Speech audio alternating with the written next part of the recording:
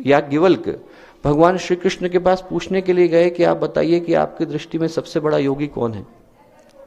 तो भगवान श्री कृष्ण ने कहा कि मेरी दृष्टि में सबसे बड़ा योगी जो है वो राजा जनक है।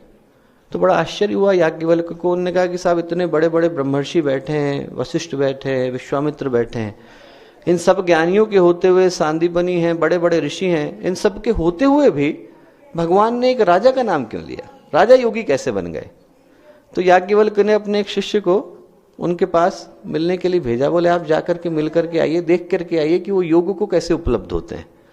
तो जब गए वो मिलने के लिए तो उन्होंने देखा कि राजा का, जनक का दरबार लगा हुआ है, लोग बैठे हुए हैं, इधर नर्तकियां नृत्य कर रही है, लोग अपनी अपनी शिकायतें लेकर के आए हैं, वहां पर लोगों की लाइन लगी हुई है और जनक ध्यान में बैठे हुए हैं। उनके लिए पुराणों में जिक्र आता है कमल पत्रवत, कि जैसे कमल का पत्ता पानी के ऊपर रहता है और रहते हुए भी उससे नहीं भीगता है, उसी तरीके से थे कि राज दरबार में बैठे हुए भी वो योग को उपलब्ध थे। मन बिल्कुल शांत था, चित्त बिल्कुल ठहर गया था, व्यक्तित्व में एक भी हलचल नहीं हो रही थी, ना सुख की, ना दुख की, ना उद्विग्नता थी, ना स्पृहा थी, कोई उनके मन में नहीं हो रहा था। मन बिल्कुल शांत हो गया था, अंदर से स्थिर हो गया था।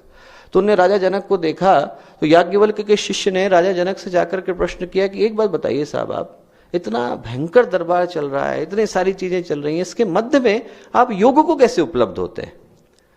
तो राजा जनक ने कहा कि ऐसा है कि आपको उत्तर में बताऊंगा, पर शाम को बताऊंगा।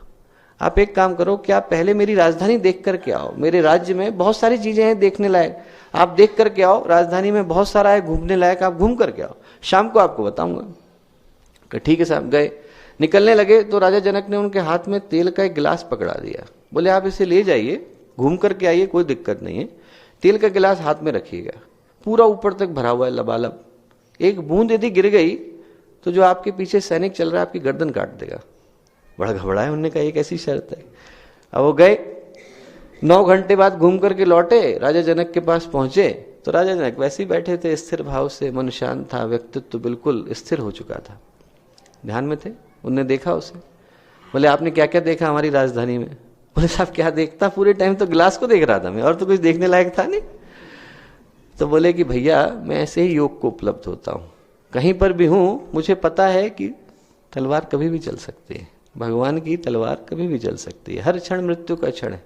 जिस व्यक्ति को यह बोध हो गया कि हर क्षण मृत्यु का क्षण है, वो यहाँ पर दृष्टा के भाव से जीता है। उसके लिए जो आ गया परमात्मा का उपहार है, जो चला गया वो परमात्मा की इच्छा थी।